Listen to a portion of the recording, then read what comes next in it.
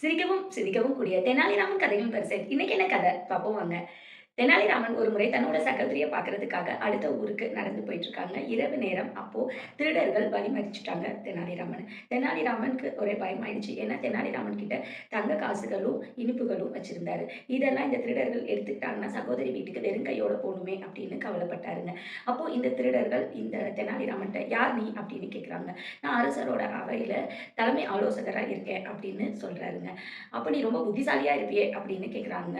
ஆமா அப்படின்னு தெனாலிராமன் சொல்றாங்க. நாங்க ஒரு கேள்வி கேட்கிறோம். அதற்கு சரியான பதில் சொல்லிட்டேன்னா, நீ உன்னோட பொருள் எதுவும் எங்ககிட்ட குடுக்காம போயிரலாம் அப்படின்னு சொல்றாங்க. உடனே தெனாலிராமனும் சரின்னு சொல்றாருங்க. அப்போ திருடர்கள்ல ஒருத்தர் இந்த பூசணிக்காவோட எடை எவ்வளோ அப்படின்னு சொல்லு அப்படின்னு ஒரு பூசணிக்காவ கையில எடுத்து வச்சுக்கிட்டு கேட்கிறாருங்க. தெனாலிராமன் சொல்றாங்க, உங்களோட தலையோட எடை எவ்வளவோ அதே அளவு தான் இந்த பூசணிக்காவோட எடையும்.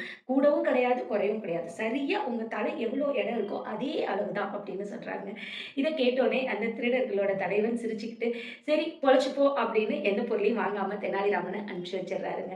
கதையோட நீதிங்க, நம்ம எப்போதுமே புத்திசாலித்தனமா இருந்தா எந்த வித பிரச்சனையிலேருந்தும் தப்பிச்சுக்கலாங்க. இந்த மாதிரி சுவாரஸ்யமான கதைகள் கேட்க தேவ்ஸ் மணி அப்படிங்கிற யூடியூப் சேனல சப்ஸ்கிரைப் பண்ணிக்கோங்கங்க.